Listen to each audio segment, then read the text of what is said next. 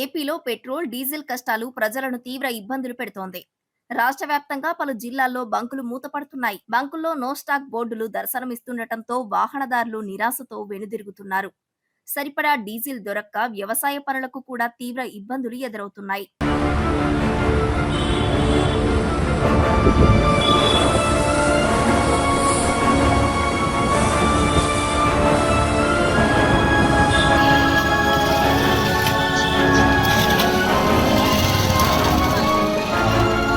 Petrol, diesel కొరత శనివారం తీవ్ర రూపం దాల్చింది.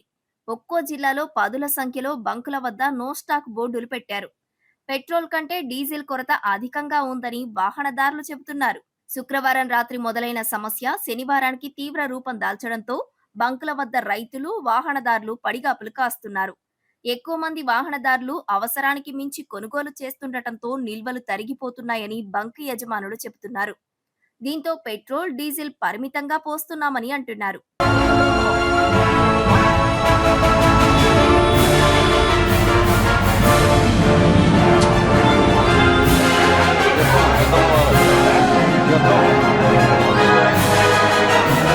ఈ పరిస్థితికి ప్రధాన కారణం ఆయిల్ కంపెనీలు అప్పు ప్రతిపాదికన ఇంధన సరఫరాను నిలిపివేయడమేనని తెలుస్తోంది.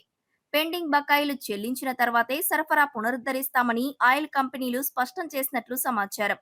పాత బకాయిల చెల్లింపుల్లో జాప్యం కారణంగా ఈ సంక్షోభం ఏర్పడిందని తెలుస్తోంది. అటు కొండపల్లి పారిశ్రామిక వాడ సమీపంలో భారీ సంఖ్యలో ట్యాంకర్లు నిలిచిపోయాయి. హెచ్పీసీఎల్, ఐఓసీఎల్, బీపీసీఎల్ ఫిల్లింగ్ స్టేషన్ల వద్ద వందల సంఖ్యలో ట్యాంకర్లు స్టాండ్ స్టిల్లో ఉన్నట్లు తెలుస్తోంది.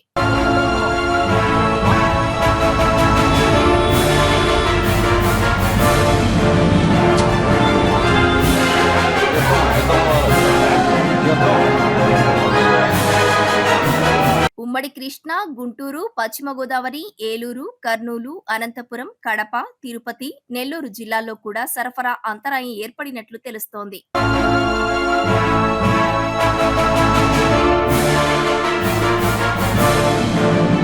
దీంతో రవాణా, పరిశ్రమలు, వ్యవసాయ రంగాలపై తీవ్ర ప్రభావం పడుతోంది. ఇంధన సంక్షోభంపై ఇప్పటికే విజయవాడలో సివిల్ సప్లైస్ అధికారులు, ఆయిల్ కంపెనీల ప్రతినిధులు, ఏపీ పెట్రోల్ డీలర్స్ అసోసియేషన్ సంయుక్త సమావేశం నిర్వహించారు. సరఫరా కొనసాగుతోందని ఆయిల్ కంపెనీలు తెలిపినట్లు డీలర్స్ అసోసియేషన్ చెప్పింది. అయితే సమావేశం తర్వాత కూడా పలు బంకుల వద్ద నో స్టాక్ బోర్డులు కనిపిస్తుండటంతో ప్రజల్లో ఆందోళన వ్యక్తం చేస్తున్నారు.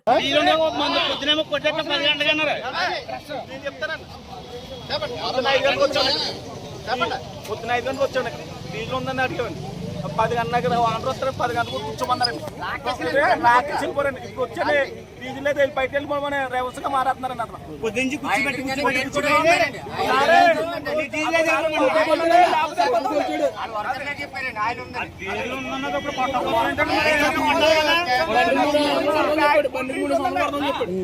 సమస్యను వెంటనే పరిష్కరించి సరఫరాను పునరుద్ధరించాలని ప్రజలు డిమాండ్ చేస్తున్నారు. ఇబ్బందినా ఈ కష్టం మాకు ఎందుకు చెప్పండి, మేము బతుకోవాలి కదా. డీల్ వదిలేదానికి ఏమన్నా చెప్ప ఫ్రీగా పట్టొచ్చు కదా. డీల్ ఆపేస్తారు, గ్యాస్ ఆపేస్తారు, మెటనా బతికేదా. ఇప్పుడు ట్యాక్సీ కిందకి పోతే డీల్ అయిపోతే మేము ఆడ పెట్టుకోవాలి బండి. మాకు అన్నం ఎవరు పెడతారు చెప్పండి.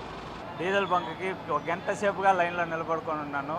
ఉండే డీజిల్ ఖాళీ అయిపోయిందని క్లోజ్ చేశారు యజమానులు. మీరు ఏదైనా దయచేసి ఉండే డీజిల్ వరకు క్లియర్ చేయాలి. బండ్లన్నీ కొద్దిగా ఇబ్బంది పడుతున్నారు ప్యాసింజర్లు కూడా.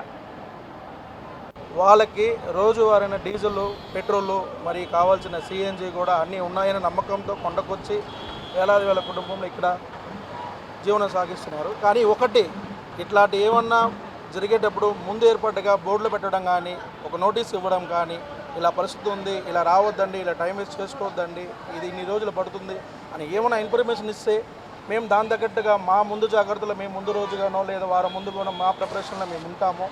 ఏ విధంగా ఇంటిమేషన్ లేకుండా ఉన్నట్టుండి లేదు అని చెప్పడం చాలా బాధగా ఉంది మాకు. ఈరోజు పరిస్థితి మాదేంటి, ఈరోజు మా జీవనాంశం ఏంటి, ఈరోజు మాకు ఇన్కమ్ ఎలా, మేము ఇంతమంది ఉన్నాం. దాదాపు తెల్లారండి ఇప్పటి వరకు 100 నుంచి 150 బండ్లు లైన్లో నిలబడి ఉన్నాయి. ఇప్పటి వరకు సగం బండ్లు పోయినాయి, సగం బండ్లు అట్టే ఉన్నాయి. మా పరిస్థితి ఏంటి?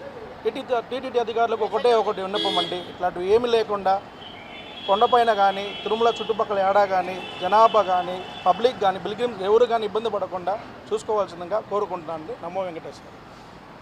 ఇంధన కొరత, వాహనదారులు, రైతుల ఇబ్బందులపై సీఎం చంద్రబాబు అధికారులతో శనివారం సమీక్షించారు. సమస్య పరిష్కారానికి ప్రభుత్వ ప్రధాన కార్యదర్శి సాయి ప్రసాద్, పౌర సరఫరాల శాఖ అధికారులు తక్షణం చర్యలు తీసుకోవాలని ఆదేశించారు.